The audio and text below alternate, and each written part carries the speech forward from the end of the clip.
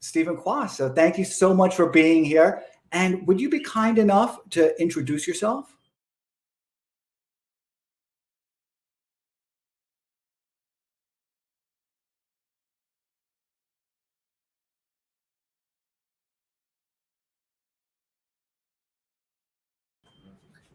Well, my name is Steve Kwast, and I've been an Air Force officer my whole life. But since a young officer, as an astronautical engineer, I could see the power of space. I could read about those that have articulated this vision since the 1960s. And it's about time humanity tap into the power of space to solve its problems and to resolve issues across the globe for every human being. It goes far beyond borders. It is the most inspirational economy humanity could ever build.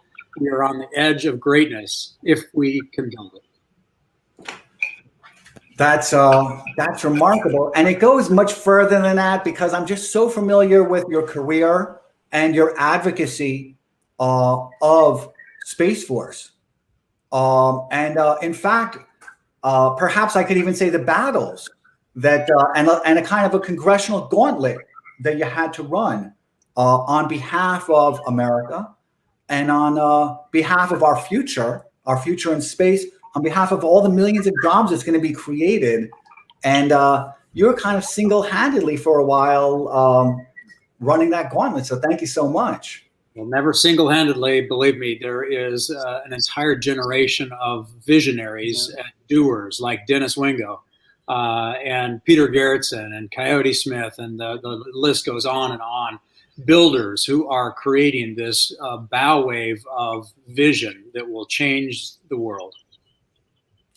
Yeah, and I still haven't introduced Dennis, but I'm going to ask you one more question. So, Dennis, is that all right with you? Indeed. It's such an honor. Is Space Force now out of a quiet period? Because I know there was kind of a mandated quiet period that everybody had to comply with. Well, let's answer that question in a few months, because this change of administration has a lot of dominoes that have not been put into place yet with regard to who the leaders will be. So we'll see. Time will tell over the next few months. I appreciate that.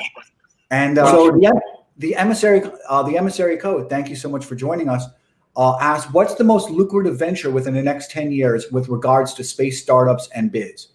You know, that's the same question that we posed in 1993 when the internet was opened up and the .com started. In 1993, I watched a thing called the World Wide Worm, and I watched the number of websites begin its exponential growth. And the internet was growing at 20% per month.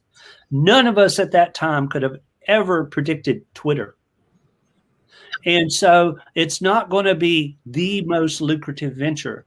There's going to be a plethora. There's going to be an ecosystem. Just like in 1993, my wife and I call pre-1993 the before time, because it truly is. The world changed after the .com, after the internet opened up. From being a military project, which is what it was started by DARPA. When it opened up, the world changed. The same thing is going to happen with space, and there's going to be dozens and hundreds and thousands of new lucrative ventures created.